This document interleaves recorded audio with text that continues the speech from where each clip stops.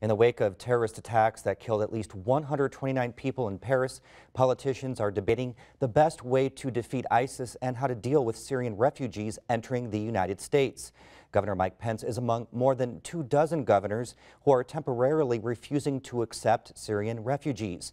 Reporter Barbara Brozier joins us now. Barbara, how is Pence's decision affecting families here in Indiana? Well, Joe, we know at least 2 families will now be diverted to other states. A couple and their 5-year-old son was supposed to arrive in Indianapolis yesterday, but were instead redirected to Connecticut. The second family is scheduled to arrive next month. Pence says barring the refugees is the best way to protect Hoosiers, but critics say he and other politicians are acting out of fear.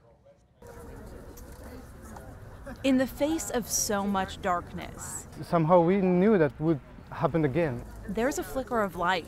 There's no message that is stronger than this. Communities across the globe are coming together to honor the victims of recent terrorist attacks in Europe and the Middle East. People huddled in front of the iconic sample gates at Indiana University earlier this week, providing comfort to students like Agatha Stopnicki, who was born in Paris and still has family there. I feel alone because I'm over here and they're over there. I feel helpless because I'm over here and I'm a 20-year-old student and there's not much I can do, and they're all over there and they can't walk in the streets, they can't feel safe. I had cousins hiding out in their apartments. The overwhelming sentiment of the evening: unity is the best way to win the war on terror. But some say the conversation has already become too politicized, dividing the country over the best way to move forward. I was wondering how such things can happen actually today in 21st century. In the week since the attacks, more than 24 governors have expressed concerns over the way Syrian refugees entering the United States are screened. President Obama says the process is vigorous. We also have to remember that many of these refugees are the victims of terrorism themselves. That's what they're fleeing. Slamming the door in their faces would be a betrayal of our values. Our nations can welcome refugees who are desperately seeking safety and ensure our own security. We can and must do both.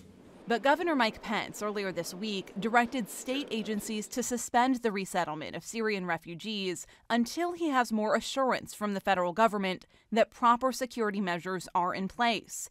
In a statement, Pence said, "Indiana has a long tradition of opening our arms and homes to refugees from around the world, but as governor, my first responsibility is to ensure the safety and security of all Hoosiers." It's unclear whether governors actually have the authority to block refugees from entering their states because immigration policy is controlled by the federal government. But at least 2 families of Syrian refugees are being diverted to other states because of Pence's actions. These individuals would be fingerprinted, their backgrounds would be checked quite rigorously, their names would be checked against existing databases of terrorists or potential terrorists, and consequently the likelihood of someone slipping through this very extensive net would be exceedingly slender. And consequently, I think we are letting our fears overcome our reason.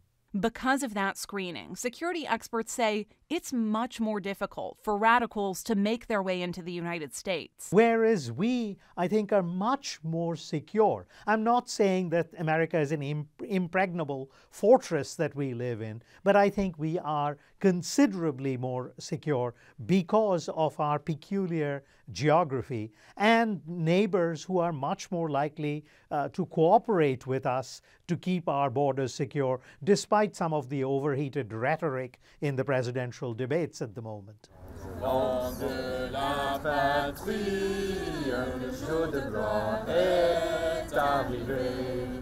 Back in Bloomington, people are focused less on the politics and more on the humanity, banding together to send a message they say is stronger than fear. The only way we will prevail is by doing all the things that they're trying to prevent us from doing. Marchons, marchons.